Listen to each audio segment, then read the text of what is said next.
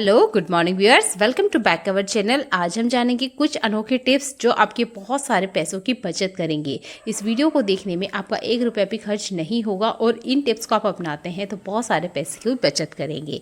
चलिए देख लेते हैं आज का पहला यूज़फुल टिप। पहला यूज़फुल टिप मेरा सॉफ्ट टॉय से जुड़ा हुआ है। जब भी हम इन्हें क्लीन करते हैं सोडा या साबुन की मदद से तो आपने देखा होगा इसके अंदर एक ड्राइनेस आ जाती है, यानी ये इतने सॉफ्ट नहीं रहते जैसे कि मार्केट से आते हैं। अब यूज़ करेंगे तो गंदे तो होंगे ही। अब गंदे हैं तो हम इसे क्लीन करते हैं, सर्फ से कर लेते हैं, साबुन से कर लेते हैं, बढ़िया से अच्छे साफ़ हो जाते हैं। पर इसकी जो नमी है वो वापस कैसे लेकर आए, तो चलिए एक तरीका मैं आपको बता रही हूँ। इन सॉफ्ट टॉयज़ को आप धोएंगे ना, उसके बाद भी ये वैसे ही रहेंगे जैसे कि मार्केट से आते हैं, काफ़ी ज़्यादा सॉफ्ट बने रहेंगे। उसके लिए हमें इन्हें फिर से क्लीन करना होगा। तो हमने ले लिया है पानी, और पानी में हम यहाँ पर डालेंगे शैम्पू। जो भी शैम्पू आपके पास अवेलेबल है उसका आप यूज़ कर सकते हैं। मेरे पास ये 2 रुपये वाला हेड एंड शोल्डर है, इसका मैं यूज़ करी। जब इस तरीके से अच्छे से बढ़िया झाग बन जाएगा, इसके बाद में जो हमारे ये सॉफ्ट टॉयज़ है इसके अंदर डिप करते जाना है। तो मेरे पास यहाँ 4 टॉयज़ थे तो मुझे 2 शैम्पू लगे हैं। अगर आपके पास 1 टॉयज़ है तो आप एक ही शैम्पू का यूज़ कीजिएगा, या एक बार में जितना आप बालों में शैम्पू लगाते हैं ना उतना यूज़ कीजिएगा, ताकि इसमें अच्छे से सॉफ्टनेस आ जाए। इस ट्रिक को आपने ज़रूर अपनाना है। आप इसे अपनाते हैं तो आपके टॉयज़ हमेशा सॉफ्ट रहेंगे, कभी भी ड्राई नहीं होंगे। तो उम्मीद करती हूँ ये वाला यूज़फुल ट्रिक आपको पसंद आएगा। कुछ सेकंड्स के लिए या कम से कम 20 से 25 सेकंड के लिए इस पानी के अंदर भी रहने दीजिएगा इसको, ताकि इसके अंदर अगर कोई बैक्टीरिया वगैरह है ना तो वो अच्छे से निकल जाए। उम्मीद नेक्स्ट टिप में हम सिलेंडर के बारे में बात करेंगे। तो आज हम पॉलीथीन से सिलेंडर को खिसकाने वाले हैं। कैसे और कब इसका यूज़ करना है चलिए ये बता देते हैं। बहुत बार क्या होता है, सिलेंडर वाले जो भैया होते हैं वो क्या करते हैं, गेट पे ही सिलेंडर को छोड़ जाते हैं, घर के अंदर एंट्री नहीं करते हैं और हम भी अंदर आने नहीं देते हैं। तब क्या होता है, ये सिलेंडर इतने ज़्यादा वजनी होते हैं कि ये हमसे खिसकते नहीं हैं, या इसका वज़न बहुत ज़्यादा होता है। खाली होने पर भी इनका वेट बहुत ज़्यादा होता है। और अगर इसी तरीके से हम इसे खींचेंगे तो आप देखेंगे बहुत सारे इसके जो मार्क होते हैं ना वो टाइल्स वगैरह पे आ जाते हैं। तो इस पॉलीथीन का मैं यूज़ करके आपको बता रही हूँ। अगर आपके पास ये पॉलीथीन है चलेगी, पर इससे अच्छी क्वालिटी वाली पॉलीथीन आप ले सकते हैं, उससे आपको परफेक्ट रिजल्ट मिलेगा।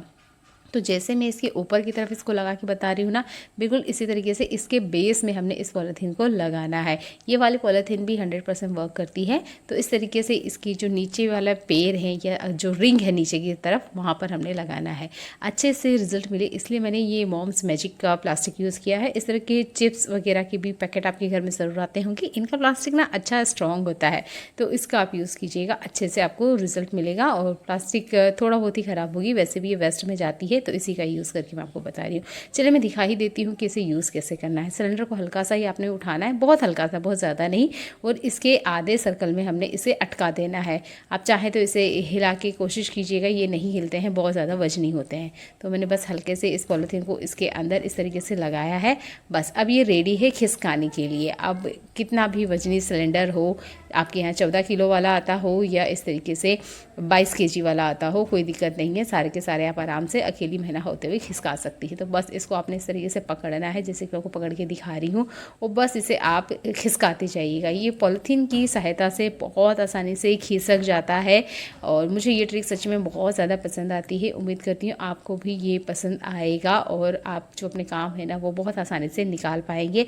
इमरजेंसी के लिए ट्रिक आपके बहुत ज़्यादा काम आएगा। तो देखिए मैंने इतनी दूर से यहाँ तक इसको खिसका के लेकर आई हूँ, और किसी तरह की कोई स्क्रेचेस नहीं आए हैं। बस पॉलीथीन है ना थोड़ा सा घिस गई है, क्योंकि सिलेंडर का वज़न काफ़ी ज़्यादा होता है।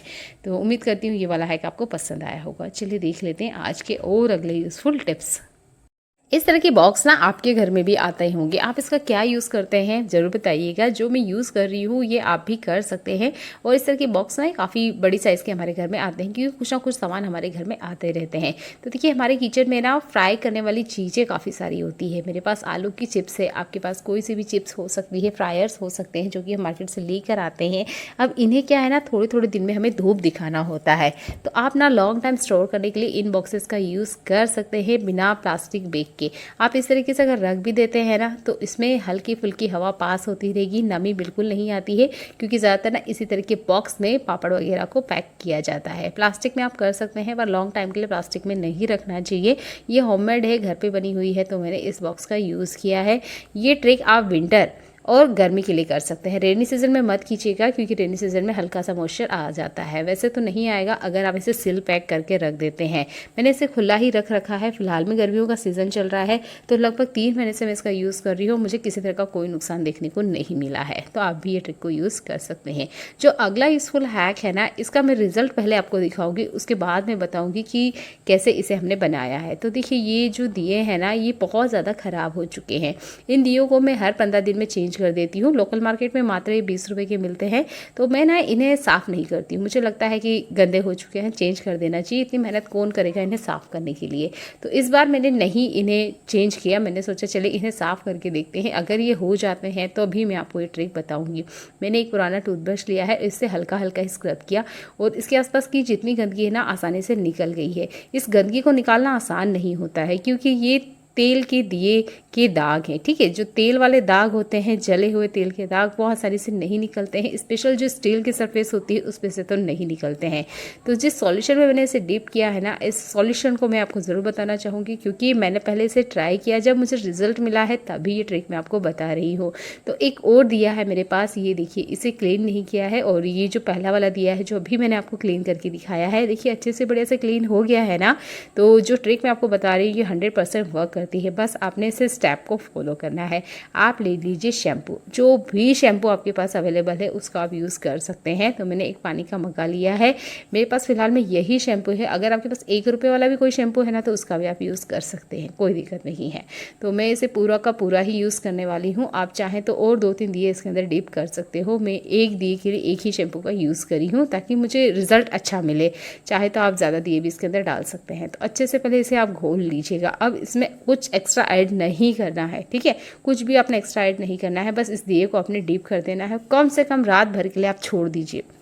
अब आप अगली सुबह या अगले टाइम जब भी 12 घंटे या 13 घंटे की गैप के बाद जब आप इसे क्लीन करेंगे तो बिल्कुल इस तरीके से साफ़ और क्लीन हो जाएगा। ये ट्रिक बहुत ज़्यादा कमाल की, ज़रूर यूज़ करके देखिएगा। आपको ऐसा लगता है क्या कि हमारे घर में जो सिलेंडर आते हैं वो सबसे गंदे होते हैं? पता नहीं क्यों ये मेरे साथ ही होता है या सबके साथ होता है, मुझे नहीं पता। पर जो मेरे घर में सिलेंडर आते हैं ना, ऐसा लगता है सबसे गंदा सिलेंडर मेरे ही घर दिया गया है। तो मुझे ना इन सिलेंडर को यूज़ करने का बिल्कुल मन नहीं करता है। जब ये गेट पर रखे होते हैं या घर के अंदर हमें लाना होता है उसी टाइम आप स्टिक को यूज़ कीजिएगा। थोड़ा सा पानी लीजिएगा, स्टील स्क्रबर लीजिएगा और इसे ना अच्छे से पहले धो लीजिएगा क्योंकि जब इस तरह के गंदे सिलेंडर को हम हाथ लगाते हैं तो सच में बहुत ज़्यादा घिन आती है। और हमारे घर में बच्चे भी ऐसे है ना, कितना भी मना करो वो कुछ ना कुछ चीज़ों को टच करते रहते हैं। घर में चीज़ें होगी तो ज़रूर टच करेंगे। तो देखिए वैसे भी सिलेंडर काफ़ी लोगों के हाथों से टच होके आते हैं। तो आप इसे पानी से अच्छी तरीके से धो डालें, उसके बाद ही इसे घर के अंदर लेकर आएँ। उम्मीद करती हूँ छोटा सा टिप है, आप इसे यूज़ करते होंगे। अगला यूज़फुल हैक मेरा स्टोर रूम से जुड़ा हुआ है। तो देखिए ये छोटा सा स्टोर रूम हमने भी बना रखा है। जो हमारे घर का वेस्ट निकलता है या ऐसा सामान जो कि अभी हमें कचरे में नहीं फेंकना है, अगले टाइम हमें यूज़ करना है, तो उन सबको ना मैंने एक ये छोटा सा कमरा बनाया, उसके अंदर डाल दिया है। अब इसके अंदर मेरे घर में वो सारा सामान जो कि फ़िलहाल में यूज़ नहीं आ रहा है, कभी हम फ्यूचर में यूज़ करेंगे, वो सारा का सारा मैंने इसके अंदर डाल दिया है। अब दिक्कत यह है कि जो भी स्टोर रूम आपका होगा या जहाँ पे भी आप अपने घर का सारा वेस्ट सामान रखते होंगे जो बाद में आप यूज़ करेंगे, यहाँ पे ना कुछ कीड़े, कॉकरोच, मकोड़े या कह सकते हैं छिपकली, सब कुछ ना इसके आसपास भागते रहते हैं। जब हम कुछ चीज़ें निकालने जाते हैं तो सच्ची में ना एकदम सा डर लग जाता है क्योंकि एकदम से छिपकली कभी सामने आ जा रही है तो कभी कॉकरोच आ रहा है या तो कभी चूहे इसके आसपास भाग रहे हैं। तो देखिए इस तरह के कीड़े मकोड़ों से हमें डर लगता ही है। ये ओपन है, बाहर की तरफ एक जाली लगा रखी है कि कोई बड़ा जीव इसके अंदर ना जाए, पर इसके अंदर ना छिपकली और कॉकरोच, 2 जानवर तो चले ही जाते हैं। तो इन सबको भगाने का एक ट्रिक मैं आपको बता रही हूँ, इसे आप यूज़ कर सकते हैं। आपने एक बोतल का यूज़ करना है या जो भी आपके पास स्प्रे बोतल है उसका आपने यूज़ करना है। इसके अंदर डालना है नमक। इस नमक को डालते हुए मुझे दिक्कत हुई कि इसके अंदर नमक जा नहीं रहा था। अगर मैं डालने भी जाऊंगी तो वो सारा काउंटर पे फैल जाएगा। तो मैंने लिया है एक पॉलीथीन। इस तरह का कोई सा भी पॉलीथीन ले लीजिए जिसमें इस तरह के कॉर्नर्स हो। चिप्स वगैरह के पैकेट हैं तो इसका भी आप यूज़ कर सकते हैं। तो यहाँ पर मैं इसे ट्रायंगल साइज़ में कट कर रही हूँ, जैसे कि आप देख ही सकते हैं। अब ये है ना हमारे काम चलाओ कुपी बन चुकी है। अगर आपके पास नहीं है ना तो आप स्टिकर यूज़ कर सकते हैं। आप कुछ भी लिक्विड है वो आराम से बोतल के अंदर फिल कर सकते हैं या कुछ इस तरीके से हार्ड चीज़ जैसे कि नमक है आप इसके अंदर डालना चाहें ना तो वो आराम से चला जाएगा। तो देखिए ये आराम से एक काम चलाओ कुपी बन के रेडी हो चुकी है। तो ये बर्तन लिक्विड की ही एक खाली बोतल है, इसी का मैं यूज़ कर रही हूँ। तो इसके अंदर ना इस तरीके से आप आराम से नमक फिल कर सकते हैं। तो इस पॉलीथीन वाले हैक का भी आप आराम से यूज़ कर सकते हैं नमक को फिल करने के लिए या कुछ भी हार्ड चीज़ बोतल के अंदर ट्रांसफ़र करने के लिए। लगभग 2 चम्मच इतना नमक लिया है और जितना हमने नमक लिया है ना उतना ही हमने यहाँ पे डेटॉल लेना है। 2 चीज़ों को अच्छे से ऐड करना है। इसके बाद में हम इसके अंदर आधा लीटर पानी ऐड करेंगे। ध्यान दीजिएगा क्वांटिटी के ऊपर, मैंने 2 चम्मच नमक लिए हैं और जितना नमक लिया है उतना ही मैंने डेटॉल लिया है और सिर्फ आधा लीटर पानी के अंदर ही ऐड करना है। ज़्यादा में मत ऐड कर लीजिएगा, नहीं तो ये ठीक से काम नहीं करेगा। स्प्रे बोतल में डालने के बाद अच्छे से इसे शेक कीजिएगा। अब ये बोतल हमारी रेडी है। अब लेके चलते हैं इस स्प्रे बोतल को स्टोर रूम की तरफ। यहाँ पर मैंने छिपकली के बच्चे देखे हैं और छोटे मोटे कॉकरोच भी मुझे देखने को मिल गए हैं। जब सामान बहुत लॉन्ग टाइम से हम इस तरीके से रखे रहे होते हैं ना, तो उसके अंदर कुछ ना कुछ कीड़े कॉकरोच आ ही जाते हैं। इन सबको भगाने के लिए आप इसे अच्छे से स्प्रे कीजिएगा। हफ्ते में 2 बार अगर आप करते हैं तो आपको कोई भी कीड़ा इसके आसपास देखने को नहीं मिलेगा। उम्मीद करती हूँ छोटे से ट्रिक है, अच्छे से काम करेंगे। डेटॉल 100% वर्क करता है। और भी जैकेट है, शर्ट है या टी शर्ट है, उसके पीछे ना आप इस तरीके से देख रहे होंगे कि एक फीते जैसा बना होता है जिसपे साइज मेंशन होती है। अब इसके अंदर ना हमने हैंगर को कुछ इस तरीके से अटका देना है। ये देखिए, इस तरीके से आप खोलेंगे ना तो आप आराम से देख पाएंगे कि इसके अंदर एक बड़ा सा होल है जिसके अंदर आप हैंगर को आराम से लगा सकते हैं। अब अगर जैकेट की बटन आपको जल्दीबाजी में नहीं भी लगाना है या शर्ट टी शर्ट की बटन्स नहीं लगानी है और आपको हैंग करना है, तो आप ना इस ट्रिक का यूज़ कर सकते हैं। ये आराम से अटका रहेगा, बिल्कुल भी नहीं निकलता है जब तक कि आप खुद से नहीं निकालेंगे। हमारे साथ अक्सर ऐसा होता है, हमें एक कपड़ा निकालना चाहते हैं, उसके पीछे 2-3 कपड़े आ जाते हैं या फिर जो अलमीरा है वो पूरी मैसी हो जाती है। पर अगर आप इस छोटे से ट्रिक को यूज़ करते हैं तो आपकी जो अलमीरा है वो मैसी नहीं होगी और जो कपड़ा आप निकाल के ले आ रहे हो ना, सिर्फ वही बाहर आएगा। अगर गलती से इस तरीके से गिर भी जाता है तब भी कोई दिक्कत नहीं है, ये निकलने वाले नहीं है। गर्मियों आती ही हमारे शरीर में बहुत सारे बदलाव होते हैं। मौसम में काफ़ी सारी गर्माहट होती है तो पैरों में जलन, पेट में जलन, सिर दर्द, चक्कर आना, काफ़ी सारी चीज़ें होती है। ये है एक आयुर्वेदिक फ्रूट जिसे हमें गर्मियों की सीज़न में ज़रूर खाना चाहिए। इसका नाम आप ज़रूर मुझे कमेंट करके बताइएगा, नहीं तो हम तो आपको बताएंगे ही। इस फ्रूट को खाने से आपकी भूख बढ़ती है, कब्ज में ये राहत दिलाता है। मधुमेह रोगी यानी अगर शुगर पेशेंट है तो उन्हें ये ज़रूर लेना चाहिए। कफ को दूर करता है, मसूड़ों की कोई समस्या है तो उसे भी हटाता है। सबसे बड़ी अच्छी बात यह है, ये खून की कमी को दूर करता है। ये होता है बेलपत्र वाला फल। हमारे यहाँ इसे बिल्ला कहा जाता है, आपके यहाँ इसे क्या कहा जाता है कमेंट जरूर करके बताइएगा। ये फ्रूट हमारे गार्डन में भी है और हम जिस कॉलोनी में रहते हैं ना, वहाँ पर बहुत सारे पेड़ हैं। हमें इतना उसके बारे में नहीं पता था जितना कि बाहर से लोग आते हैं और इस फ्रूट को लेके जाते हैं। कहते हैं गर्मियों के सीज़न में इसका जूस जरूर पीना चाहिए। पर डे अगर आप इसे पीते हैं तो मुझे नहीं लगता आपको कूलर ऐसे की ज़रूरत होगी, क्योंकि यह फ्रूट समर सीजन में ही आता है और इसे समर में ही खाया जाता है। ये इतना ज़्यादा ठंडा होता है कि आपके पेट दर्द को बहुत ज़्यादा ही आराम दिलाता है। बदहज़मी अगर हो रही है तो उससे राहत दिलाएगा। दस्त रोकने में उपाय करता है, शरीर में खून की कमी को दूर करता है, क्योंकि गर्मी आते ही ये समस्याएं अक्सर हमें होती है। बदहज़मी होती रहती है, बार बार हम इनो लेते हैं, नींबू पानी लेते हैं और न जाने कितनी दवाइयाँ हैं। दस्त हो जाते हैं क्योंकि गर्मी में हम कुछ भी भारी खाना नहीं खा सकते। पेट दर्द लगा रहता है, पैरों में जलन होती है, दिन भर हमें कुछ ना कुछ ठंडे चाहिए ही होता है। तो देखिए, इन सारी समस्याओं का ये समाधान है, ये एक फ्रूट। आप इसे ज़रूर अपने घर में लेकर आए। ये बहुत जल्दी ख़राब भी नहीं होते हैं। एक बार आप ले आइए, 15 दिन तक ही ऐसे के ऐसे ही रहते हैं।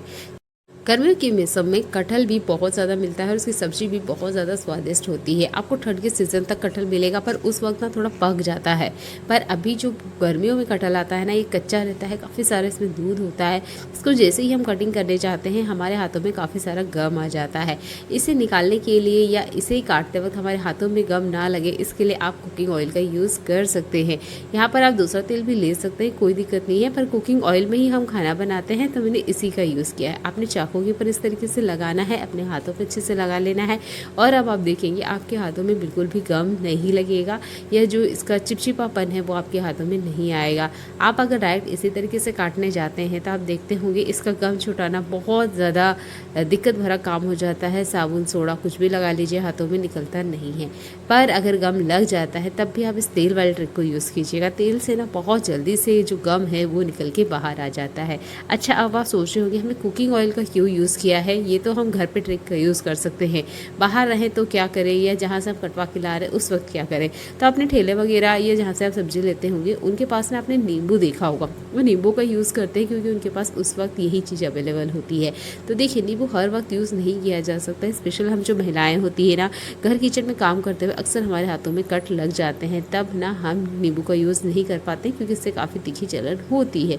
किचन में काम करते हुए अक्सर इस तरह की गलतियाँ हो जाती है, तब आप कुकिंग ऑयल का यूज़ कर सकते हैं। मेरे हाथ में भी एक छोटा सा कट लगा था, मैंने जैसे ही नींबू यूज़ किया मुझे काफ़ी जलन हो रही थी। अगला यूज़फुल हैक आपके बहुत ज़्यादा काम आने वाला है। यहाँ पर एक क्रीम वाला कंटेनर है, चलिए इसी में मैं आपको करके बताऊँगी इस ट्रिक को। तो यहाँ पर इस कंटेनर में मैंने लिया है पेट्रोल।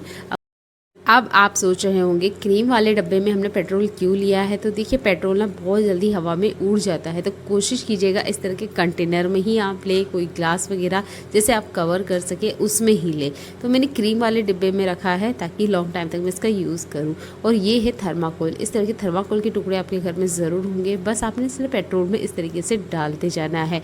ये काम करना ना मेरे बच्चों को बहुत ज़्यादा पसंद है, उन्हें बहुत अच्छा लगता है ये मैजिक देख के कि जैसे ही इसमें थर्माकोल डाला ये गायब हो रहा था। तो मेरा छोटा बेटा है, इसे ये काफ़ी ज़्यादा इंटरेस्टिंग लगा और वो भी मेरे साथ ही हेल्प कर रहा था।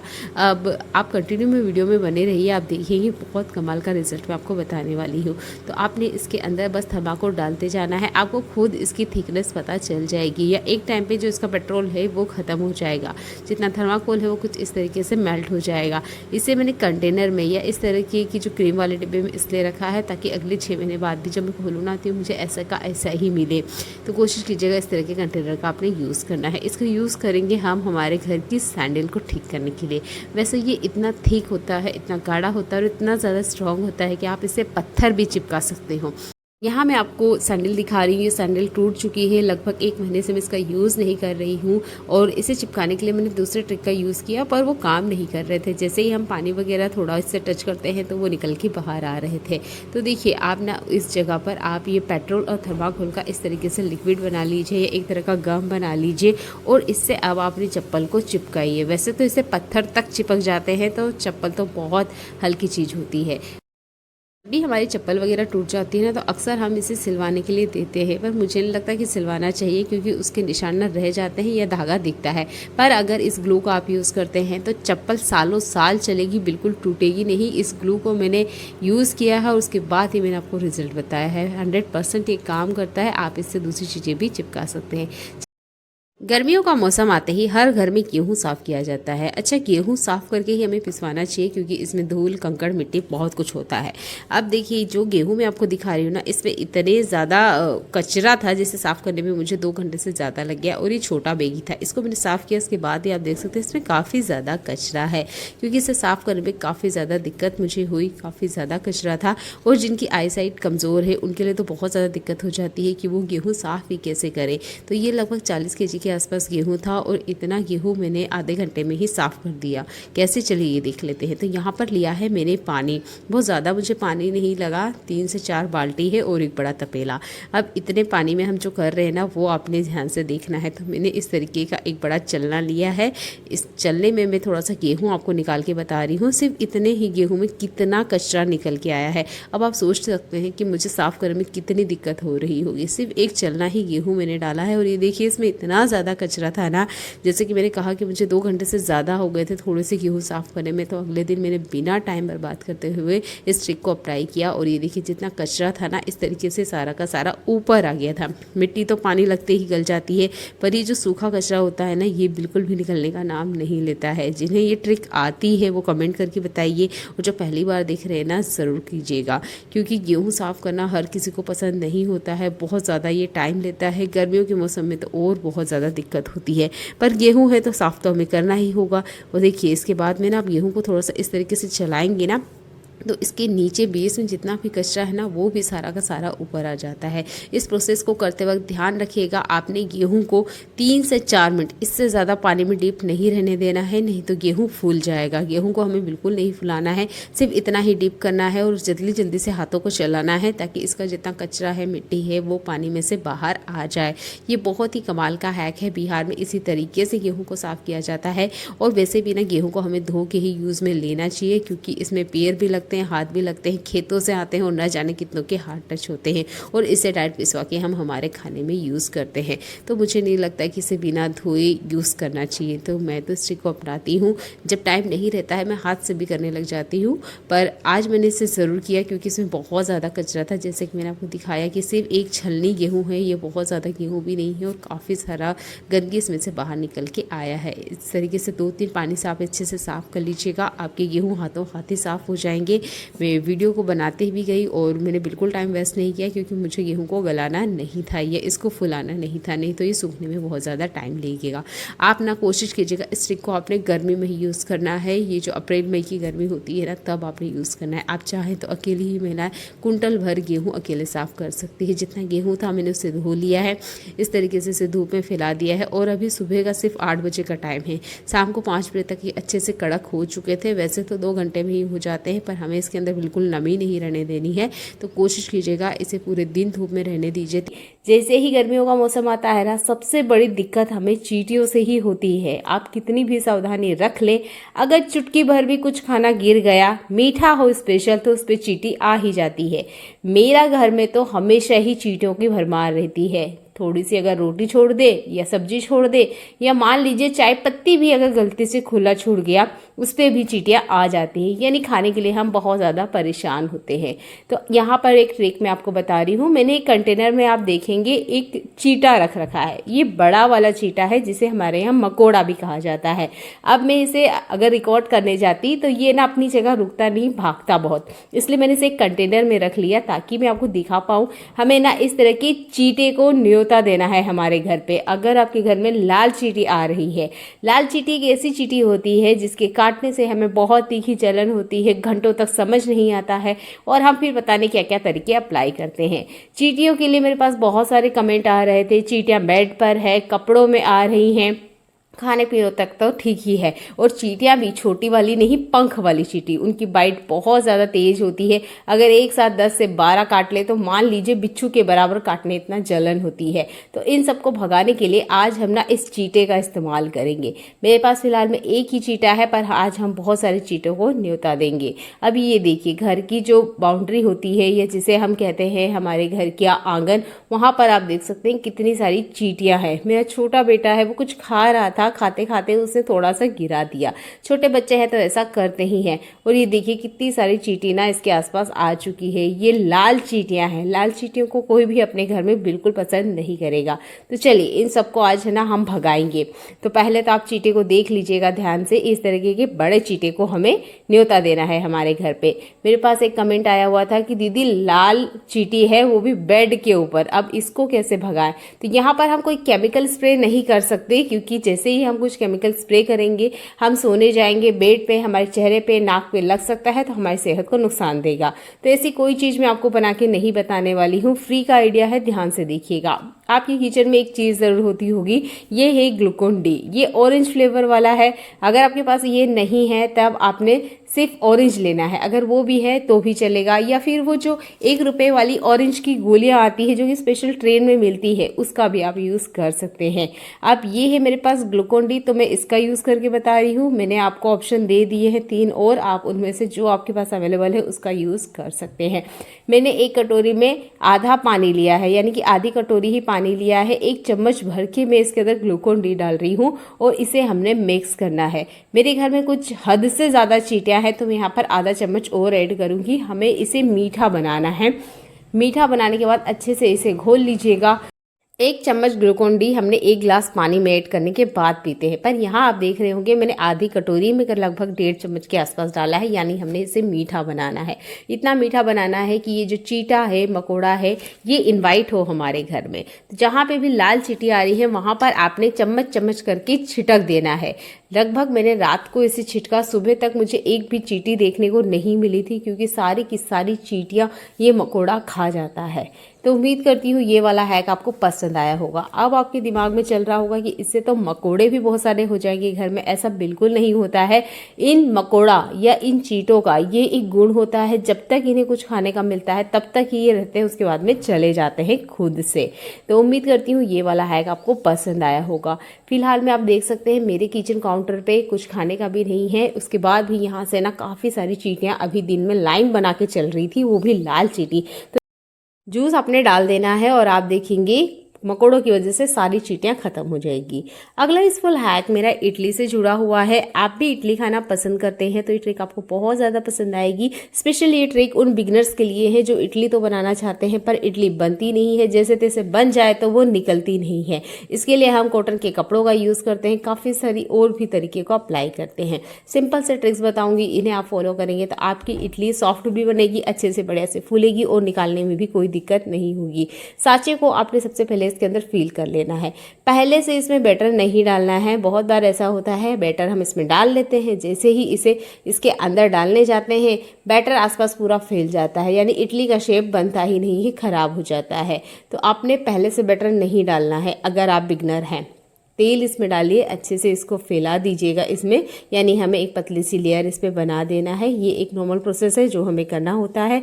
अगर आप यहाँ तेल यूज़ नहीं करना चाहते तो आप यहाँ नॉर्मल कपड़े का भी यूज़ कर सकते हैं, उससे भी इडलियाँ बहुत जल्दी बाहर आ जाती है। पर हर बार हमारे पास एक साफ कपड़ा नहीं होता है तो हम इस तरीके से सांचे में ही तेल डाल देते हैं और इससे इडलियाँ आसानी से बाहर आती है। ध्यान यहाँ रखना है कि आपने ना हल्का सा ये बर्तन गर्म होने देना है। अगर यही ट्रिक आप ठंडे बर्तन पे करने जाएंगे ना तब भी इडलियाँ निकलती नहीं है। मेरे ये खुद के पर्सनल एक्सपीरियंस है जो मैं आपको बता रही हूँ। इसके बाद में आप बैटर डालेंगे, इससे आपका जो बैटर है वो बिल्कुल भी हिलेगा ढुलेगा नहीं, तो बिल्कुल भी परफेक्ट साइज़ जो होती है इडली की वो बन के सामने आएगी। तो उम्मीद करती हूँ ये हैक आपको ज़रूर पसंद आया होगा। पहले से आप मत डालिएगा, नहीं तो जैसे ही आप इसे रखने जाएंगे सारा का सारा शेक हो जाता है और इडली ख़राब हो जाती है। अब इडलियाँ बन चुकी है, इडलियाँ निकाले कैसे? इसे निकालने के लिए भी हम बहुत सारे ट्रिक्स का यूज़ करते हैं।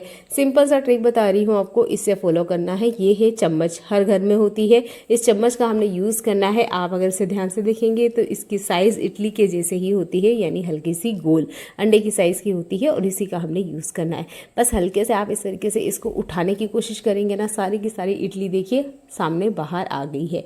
तो उम्मीद करती हूँ ये वाला हैक आपको पसंद आया होगा और आप इसे ज़रूर यूज़ करेंगे। आप बिगनर है, इडली बनाना चाहते हैं तो इस ट्रिक का यूज़ कीजिएगा, उसके बाद ही आप इडली बनाइएगा। परफेक्ट इडली बनेगी, ना ही साइज़ बिगड़ेगा, ना ही इसे निकालने में कोई भी दिक्कत आएगी। आप मेरे हाथों को ध्यान से देखिएगा, मैं इडली बहुत आसानी से आपको निकाल के बता रही हूँ। काफ़ी टाइम ना हम यहाँ चाकू का यूज़ करते हैं, उससे क्या होता है इडली में ना कट लग जाते हैं, जिससे जो इडली का ओरिजिनल साइज़ है वो ही बिगड़ जाता है। इस तरीके से फ्रेश इडलियों को बनाइए और अपने खाने में ऐड कीजिएगा। ये हमारी हेल्थ को बहुत बेनिफिट देते हैं। इससे हमारी जो पाचन शक्ति है वो स्ट्रांग बनी रहती है, पचने में किसी तरीके से कोई दिक्कत नहीं होता है। तो उम्मीद करती हूँ ये हैक आपको पसंद आया होगा। चलिए देख लेते हैं आज के एक और कमाल के हैक को, जो भी आपको बहुत ज़्यादा पसंद आने वाला है। ये है यहाँ पर कैप्सिकम या शिमला मिर्ची को लेके। क्या आप शिमला मिर्ची को लेते वक्त इस चीज़ का ध्यान देते हैं? नहीं देते हैं तो इस बार ज़रूर दीजिएगा। जब भी आप शिमला मिर्ची लेते हैं तो शिमला मिर्ची को पलट के ज़रूर देखिएगा। यहाँ पर आपको पता चलेगा कौन सी शिमला मिर्ची फीमेल है और कौन सी मेल है।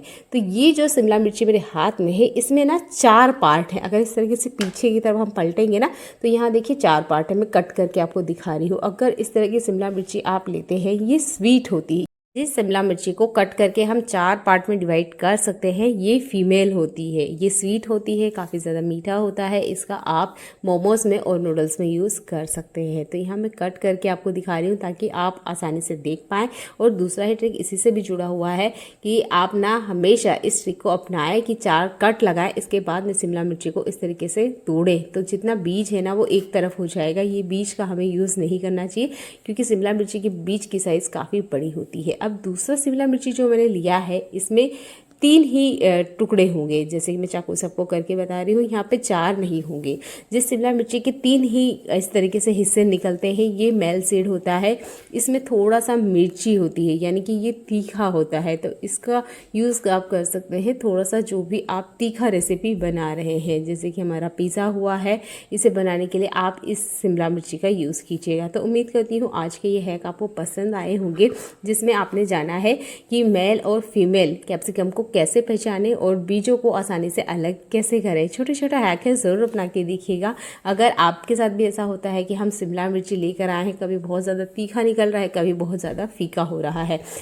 किचन की लाख सफाई करने के बाद भी क्या आपको ऐसा लगता है कि किचन की क्लीनिंग ठीक से नहीं हो पाती है, इस पे कीड़े कॉकरोच छिपकली भागती है? तो अपनाइए कुछ ऐसे स्पेशल टिप्स कि इस तरह के कोई कीड़े आपके किचन में एंट्री ही ना करें। तो आपने लेना है आधा लीटर पानी। ये ट्रिक आपने तब अपनानी है जब आप किचन को अच्छे से बढ़िया से क्लीन कर लेते हैं और रात को किचन की लाइट बंद करके सोने जाते हैं। इसमें डालिए आप टेल्कम पाउडर। टेल्कम पाउडर की जो खुशबू होती है ना, वो किसी भी कीड़े को पसंद नहीं होती है। आपने देखा होगा जहाँ भी आप टेल्कम पाउडर स्प्रे करिए, आपको कभी भी कोई कीड़ा कॉकरोच छिपकली देखने को नहीं मिलेगी। और दूसरी चीज़ जो हम ऐड करेंगे ये है खाने वाला नमक। ये भी सरफेस पे होने वाली जितनी गंदगी है उसे तो हटाता ही है, ये भी कीड़े कॉकरोच छिपकली बिल्कुल पसंद नहीं करते हैं। दोनों को आपने ऐड करना है, अच्छे से मिक्स कर लीजिए। इसके बाद में किचन डस्टर लीजिए जो क्लीन हो और इससे आप पूरे किचन को नॉर्मल सा वाइप कर दीजिए। ये ट्रिक आपने डेली अपनानी है। एक दिन अपनाने से आपको रिजल्ट नहीं मिलेगा। अगर आप इस ट्रिक को डेली अपनाते हैं अपनी लाइफ में, 24 घंटे में एक बार अपने किचन को इस तरीके से ज़रूर वाइप कीजिएगा। हल्की हल्की सी महक पूरे किचन में रहती है जो कि आपके किचन में कीड़े कॉकरोच को आने से मना करती है। इसमें किसी तरह के कोई केमिकल नहीं होते हैं, तो इसे यूज़ करने में कोई दिक्कत नहीं है। अगर सरफेस पे खाना गिर भी जाता है तो आप उठा के यूज़ कर सकते हैं। ज़रूरी नहीं है कि हम उसे फेंक ही दें। अगर हम किसी तरह का कोई केमिकल यूज़ करते हैं तो हमें वहाँ से गिरा हुआ खाना उठाने में डर लगता है कि उसमें केमिकल होगा। पर अगर आप इस तरीके से क्लीनिंग करते हैं तो आपको ये कीड़े कभी देखने को किचन में नहीं मिलेंगे। स्टील सरफेस को छोड़ के आप पूरे किचन को इससे क्लीन कर सकते हैं। मुझे ये ट्रिक बहुत ज़्यादा पसंद आता है। एक्स्ट्रा खर्च नहीं करना होता है और हल्की हल्की सी महक हमारे किचन में होती ही है, क्योंकि हमारे किचन में डेली ही खाना बनता है तो मसालों की महक होती है। अब इन सबको हटाने के लिए डेली तो हम केमिकल स्प्रे नहीं कर सकते, पर एक छोटा सा पाउडर का डिब्बा किचन में ज़रूर रखें और नमक तो होता ही है। तो क्यों ना अपनाएं कुछ ऐसे ट्रिक जिससे आपके आसान काम हो जाए। देख लेते हैं आज के अगले यूजफुल हैक। आप मेरे चैनल पर पहली बार आए हैं तो चैनल को सब्सक्राइब करना बिल्कुल ना भूलें और चैनल को एक बार विजिट ज़रूर कीजिएगा। समर के सीज़न में हमारे घर में बहुत सारे फ्रूट आते हैं, अच्छे प्राइस में ये मार्केट में हमें मिल जाते हैं। हमें फ्रूट को ज़रूर कंज्यूम करना चाहिए, स्पेशल गर्मियों की सीज़न में। ये हमारी बॉडी को डिहाइड्रेट रखते हैं। अच्छा, इन फ्रूट को हम यूज़ कर लेते हैं। इसके बाद मेरा काफ़ी सारा छिलका निकलता है, इसका हम ठीक तरीके से यूज़ नहीं करते हैं। कचरे के डब्बे में डाल देते हैं, गीले कचरे के साथ ही चला जाता है। बहुत बार तो इसका कोई यूज़ नहीं हो पाता है। तो देखिए, एक यूज़ करने का तरीका मैं आपको बता रही हूँ। तो मैंने एक बड़ा सा बर्तन लिया है, इसमें मैंने जितने छिलके हैं जो कि दिन भर में फ्रूट के निकले हैं, इन सबको मैंने डाल दिया है। आप यहाँ प्याज लहसुन का छिलका भी यूज़ कर सकते हैं और सब्जियों के छिलके का भी इस्तेमाल कर सकते हैं। पानी इसमें डाल दीजिए और कम से कम 3 घंटे, ज़्यादा से ज़्यादा 5 घंटे, इससे ज़्यादा आपने ये फ्रूट के छिलके या जो सब्जियों के छिलके हैं पानी में नहीं रखना है, नहीं तो बदबू आने लग जाएगी। अब इससे क्या होगा, इसके अंदर जितना भी गुण है वो सारा का सारा पानी के अंदर आ जाएगा। और इसके बाद में हमें एक स्ट्रेनर लेना है और इसे छान के रख लेना है। अब ये एक फ्री का फर्टिलाइज़र बनके रेडी हो चुका है। गर्मियों के सीज़न में हमारे जो पेड़ पौधे होते हैं ना, उन्हें सिर्फ पानी देने से काम नहीं चलता है। जब पानी का मौसम हो या ठंड हो तब हवा में बहुत ज़्यादा नमी होती है, तो हमें ना रेगुलर पानी ना भी दे तो हमारे पौधे जल जाते हैं। पर गर्मियों के सीज़न में हमारे पौधों को पानी के अलावा बहुत सारे न्यूट्रिशन की ज़रूरत भी होती है, क्योंकि पानी से उनकी सारी ज़रूरतें पूरी नहीं हो पाती है। अब ये जो फर्टिलाइज़र हमने फ्री में बना के रेडी किया है, इसे आपके घर के सारे प्लांट को आपने देना है। मुझे भी प्लांट का बहुत ज़्यादा शौक है, पर गर्मियों के सीज़न में इनकी हालत बहुत ज़्यादा बुरी हो जाती है। अगर मैं 2 दिन पानी ना दूं तो ये मुरझाने लग जाते हैं और न्यूट्रिशन वैल्यू तो इनको मिलती ही नहीं है। इसके लिए हम अलग से फर्टिलाइज़र खरीदते हैं। पर घर में रखे हुए ये जो बेकार कचरे के छिलके निकलते रहते हैं, इसका हम यूज़ कर सकते हैं। और आप देख सकते हैं मेरे प्लांट की ग्रोथ काफ़ी अच्छी है। और कोशिश कीजिएगा इन्हें गर्मियों के सीज़न में आप बाहर ना रखें, घर में या आंगन में ही रखें, ताकि इनको एकदम डायरेक्ट धूप ना लगे। इनको इतनी गर्मी की ज़रूरत नहीं होती है गर्मी के मौसम में, क्योंकि हवा में काफ़ी ज़्यादा गर्मी होती है। तो कोशिश कीजिएगा हल्का सा सेमीसाइड में इन्हें रखें और टाइम टाइम पर इस तरीके से फर्टिलाइज़र देते रहिएगा। इस सीज़न में आपको प्लांट की केयर करना बहुत ज़्यादा ज़रूरी है, नहीं तो ये मर जाते हैं। उम्मीद करती हूँ ये वाला हैक आपको पसंद आया होगा। अगला यूज़फुल हैक भी आपको बहुत ज़्यादा पसंद आएगा। जब भी हमारे घर में केक वगैरह आते हैं, उसके बेस में ना ये इस तरह का एक पेपर लगा होता है, या जिसे हम कार्डबोर्ड भी कहते हैं। इसे अक्सर हम फेंक देते हैं, सोचते हैं ये हमारे क्या ही काम आएगा और डस्टबिन में फेंकने के बाद में तो शायद ही किसी के काम आता होगा। अब देखिए, इसे फेंकने से पहले इस ट्रिक को यूज़ करके देखिएगा, आप कभी नहीं फेंकने वाला है। जब भी आप आपके घर में केक आएगा ना, तो इस बेस को आप बचा के रखेंगे। हमारे घर में ना प्लांट वगैरह ज़रूर होते हैं, या कुछ भी बोटल्स वगैरह जिसमें से लिक्विड निकलता रहता है, या हम निकालते हैं और थोड़ा बहुत बहता रहता है, जैसे नारियल के तेल की शीशी हुई आपके, या परफ्यूम हुआ, या आपके किचन में यूज़ होने वाली तेल की बोटल्स हुई, उन सब के बेस के लिए आप इसे यूज़ कर सकते हैं। तो मैंने तो इसे यहाँ पर वाटर प्लांट के लिए यूज़ किया है। ये एक बैम्बू प्लांट है, और जैसा ही मैंने इसके ऊपर रखा, आप देखेंगे इसके जितने स्टोन है ना, उनका कलर एकदम से दिख रहा है, क्योंकि इसका जो बेस है वो गोल्डन है। सिल्वर भी आते हैं, गोल्डन भी आते हैं। तो आपके यहाँ जिस तरीके भी बेस आते हैं केक के, उनको मत फेंकिएगा, इस तरीके से आप यूज़ कर सकते हैं। और देखिए, ये देखने में काफ़ी ज़्यादा सुंदर है। सबसे अच्छी बात ये है कि एक आपको बेस मिल गया है प्लांट के लिए। आप गमले वगैरह के लिए भी इसे यूज़ कर सकते हैं, पर गमले में हम क्या पानी देते हैं, पानी देने की वजह से ये ख़राब हो जाएगा, क्योंकि ये पेपर का बना होता है। पर अगर आप इस तरीके से वाटर प्लांट या कोई बोतल इसके ऊपर रखते हैं, तो आप ना आराम से देखिए इसे सरफेस से हटा सकते हैं और बाद में क्लीनिंग कर सकते हैं। और हल्का सा आप कपड़े को निचोड़ लीजिए, इसके बाद में आप इस पेपर को भी क्लीन कर सकते हैं, कोई नुकसान नहीं होता है। तो उम्मीद करती हूँ ये छोटा सा हैक है, पर आपको बहुत ज़्यादा पसंद आएगा। तो अगली बार कभी भी केक के बेस को मत फेंकिएगा। चलिए देख लेते हैं आज के एक और कमाल के हैक को। हमारे किचन में ना इस तरीके की टिफ़िन का यूज़ बहुत ज़्यादा होते हैं। तो देखिए, ये जो टिफ़िन है ना, ये मेरे बच्चे को गिफ्ट मिला था उसके बर्थडे पे। मैंने इसको अभी यूज़ तो नहीं किया है, पर हाँ, जब भी कुछ सूखा चीज़ मुझे इसमें रख के देना हो, जैसे कि बिस्किट हुआ है, टोस्ट हुआ है, या ब्रेड है, या सैंडविच है जो कि ठंडा रहता है, उसके लिए मैं इसका यूज़ करती हूँ। अभी बच्चे स्कूल नहीं जा रहे हैं, तो ये जो टिफ़िन है ना, हम बंद करके रख दिए हैं। जब स्कूल खुलेगा तब हम इसे देंगे, पर तब तक आप देखेंगे इसके अंदर से एक बैड स्मेल आने लग जाती है। आपने टिश्यू पेपर या न्यूज़पेपर लेना है, दोनों में से जो भी आपके पास अवेलेबल है उसका यूज़ करना है। इसके बाद में हम इसमें डालेंगे वाइट विनेगर। थोड़ा सा वाइट विनेगर इसके ऊपर डाल दीजिएगा। अगर आप वाइट विनेगर यूज़ नहीं करते हैं, तो एक दूसरा तरीका मैं आपको बता रही हूँ, ये आपके घर में ज़रूर होगा, इसका भी आप यूज़ कर सकते हैं। तो फिलहाल में तो हम वाइट विनेगर आपको डाल के दिखा रहे हैं। इसे डाल दीजिएगा, बंद कर दीजिएगा। अगले 2 महीने बाद भी आप खोलेंगे ना, तो इसमें से किसी तरह की कोई ब्रेड स्मेल नहीं आएगी। हमारे घर में ना बहुत सारे ऐसे प्रोडक्ट आते हैं जिसके साथ एक काम की चीज़ आती है, और इसका हम यूज़ नहीं करते हैं। ये है सिलिका जेल। आप पानी की बोतल ले लीजिए, नया टिफ़िन ले लीजिए, या कोई सा भी इलेक्ट्रॉनिक सामान, उनके साथ ना ये सिलिका जेल के पैकेट आते हैं, इन्हें मत फेंकिएगा। आप इसका यूज़ कर सकते हैं इस तरीके के फूड कंटेनर या बोतल को रखने के लिए। अगले 6 महीने बाद भी खुलेगा, किसी तरह की कोई बैड स्मेल नहीं आएगी। अगला यूजफुल हैक में नींबू से जुड़ा हुआ है। गर्मी के सीज़न में हमारे घर में नींबू ज़रूर होते हैं। मेरे यहाँ भी गाँव से काफ़ी सारे नींबू आए हैं। अब देखिए, इसमें कुछ नींबू ऐसे हैं जो कि सूख चुके हैं। ज़्यादातर हम सूखे नींबू का शायद ही कभी यूज़ करते होंगे, सोचते हैं ये ख़राब हो चुके हैं और हम इसे फेंक देते हैं। तो देखिए, मत फेंकिएगा। अगर कोई नींबू सूख गया है ना, तब भी वो आपके बहुत ज़्यादा काम आ सकता है। नींबू के अंदर होता है साइट्रिक एसिड, जो कि आपके बहुत ज़्यादा काम आता है। कैसे इसका यूज़ ले सकते हैं, चलिए आज इसी पर हम बात करेंगे। तो यहाँ पर करीब 8 से 10 मैंने नींबू लिए हैं। इसके बाद में हम लेंगे मिक्सर जार। अच्छा, मिक्सर जार में से काफ़ी सारी बैड स्मेल आ रही है ना, तब भी आप इस ट्रिक का यूज़ कर सकते हैं। तो यहाँ तो मैं ज़्यादा नींबू का यूज़ कर रही हूँ। अगर इसकी बैड स्मेल हटाना है तो आप 1-2 नींबू के अंदर ही इस ट्रिक को यूज़ कर सकते हैं। तब आपने क्या करना है, नींबू लेना है, उसमें नमक डाल देना है। अच्छा, जो ट्रिक मैं आपको बताने वाली हूँ ना, उसके लिए हमें ज़्यादा नमक की ज़रूरत है। तो मैं लगभग जितना नींबू ली हूँ उतना ही हमने यहाँ नमक लेना है। दोनों को अच्छे से मिक्स कर लेना है। इसके बाद एक और चीज़ हमें यहाँ ऐड करनी है, ये है हमारा बर्तन लिक्विड। यहाँ पर जितना हमने नींबू लिया है ना, उसका आधे हिस्से हमने यहाँ पर बर्तन लिक्विड भी लेना है। तो मैं 3 चम्मच इतना यहाँ बर्तन लिक्विड डालने वाली हूँ। अब इन तीनों को मिक्स करके हमने एक पेस्ट बना लेना है। जैसे कि मैंने कहा कि अगर इसमें से किसी तरह की कोई बैड स्मेल आ रही है मिक्सर जार में, तब भी आप इसका यूज़ कर सकते हैं। यहाँ पर जो मैं बर्तन लिक्विड ले रही हूँ ना, वो नींबू को निचोड़ने के बाद जितना रस निकलेगा ना, उसका आधा ले रही हूँ।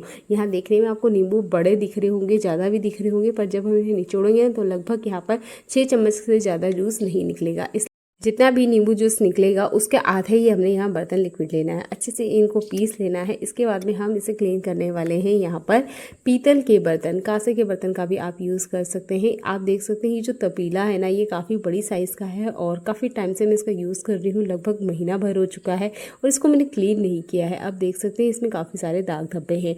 और इसी तरीके से एक और बर्तन है, ये है स्टील की बाल्टी। इसमें भी काफ़ी सारे पानी के दाग आ चुके हैं। ये इतने ज़िद्दी दाग होते हैं ना कि आसानी से निकलते नहीं हैं।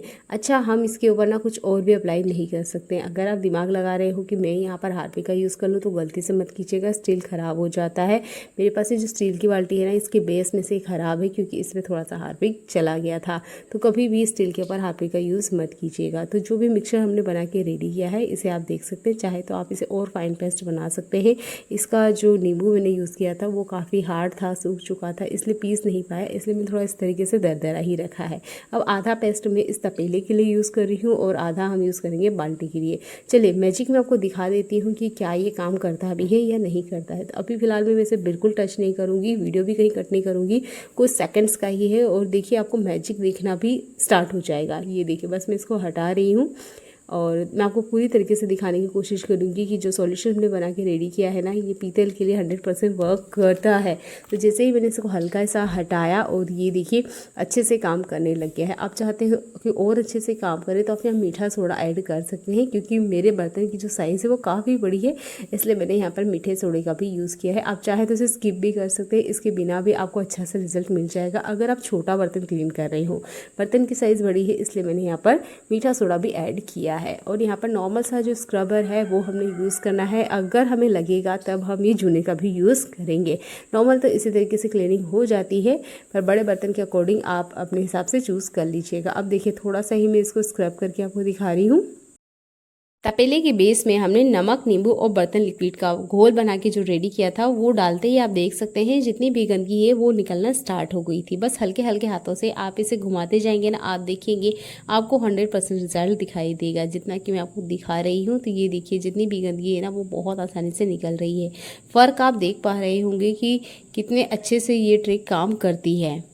जब भी आप क्लीनिंग से जुड़ा कोई काम करें तो कोशिश कीजिएगा हैंड ग्लव्स ज़रूर पहन ले। मैं इस बर्तन को क्लीन कर रही थी तब मुझे महसूस हुआ कि मेरे हाथों में काफ़ी सारे दाग धब्बे आ गए हैं, तब मैंने हैंड ग्लव्स का यूज़ किया है, क्योंकि इसमें से ना काफ़ी सारी गंदगी निकली है। अब आप देख सकते हैं कि आपको बढ़िया से रिजल्ट दिख रहा होगा और देखिए काफ़ी अच्छे से ना ये क्लीन हो जाते हैं। तो मुझे ये सॉल्यूशन सबसे बेस्ट लगता है, कोई खर्चा नहीं करना होता है। जब भी हम पीताम्बरी से अगर इतने बड़े बर्तन को क्लीन करने जाएंगे तो काफ़ी सारी पीताम्बरी लगेगी और हमारा काफ़ी सारा पैसा भी बर्बाद होगा। पर अगर आप इस ट्रिक को यूज़ करते हैं तो आपके पैसे खर्च नहीं होंगे और आपको रिजल्ट 100% देखने को मिलेगा। इसके बाद में मैं पानी से आपको क्लीन करके इसे दिखा रही हूँ। अच्छे से बढ़िया से क्लीन हो गया था। तो उम्मीद करती हूँ ये वाला हैक आपको पसंद आया होगा। अब देखिए ये बर्तन तो हमारा पीतल का क्लीन हुआ है, चलिए स्टील का भी मैं क्लीन करके आपको दिखाती हूँ कि वो क्लीन होता है या नहीं होता है। तो यहाँ पर मैं स्टील का बर्तन भी आपको क्लीन करके दिखाऊंगी। जार में थोड़ा सा सॉल्यूशन मैंने बचा के रखा था, इसका यूज़ करेंगे हम स्टील की बाल्टी को क्लीन करने के लिए। इस बाल्टी को भी लगभग 2 महीने से मैंने डीप क्लीन नहीं किया है, जिससे इसके आसपास काफ़ी सारे पानी के दाग आ चुके हैं। ये सारे दाग खारे पानी के हैं, तो खारे पानी के दाग हटाने के लिए आप इस सॉल्यूशन का यूज़ कर सकते हैं। किचन सिंक भी इससे अच्छे से बड़े से क्लीन हो जाता है, क्योंकि इसमें नमक है तो नींबू और नमक अच्छे से स्क्रबिंग का काम करेंगे। बर्तन लिक्विड हमने ऐड किया ही है तो अच्छे से इसके जितने बैक्टीरिया है वो भी रिमूव हो जाएंगे। और बेकिंग सोडा अपना काम करता ही है। अगर आपने इस स्टिक को नल पे अप्लाई करना है तो बैलून या प्लास्टिक के अंदर इस सॉल्यूशन को भर लीजिए और नल को पहना दीजिए। 100% जितने भी दाग धब्बे हैं वो हट जाएंगे। अगर आप पूछेंगे कि ये सॉल्यूशन किस बर्तन के लिए बेस्ट है, तो मैं कहूँगी पीतल के बर्तन के लिए ये सॉल्यूशन बेस्ट है। इसमें पीतल के बर्तन में मुझे 100% रिजल्ट मिला है। स्टील पे भी काम करेगा पर थोड़ा सा लॉन्ग प्रोसेस है। देखने के लिए धन्यवाद।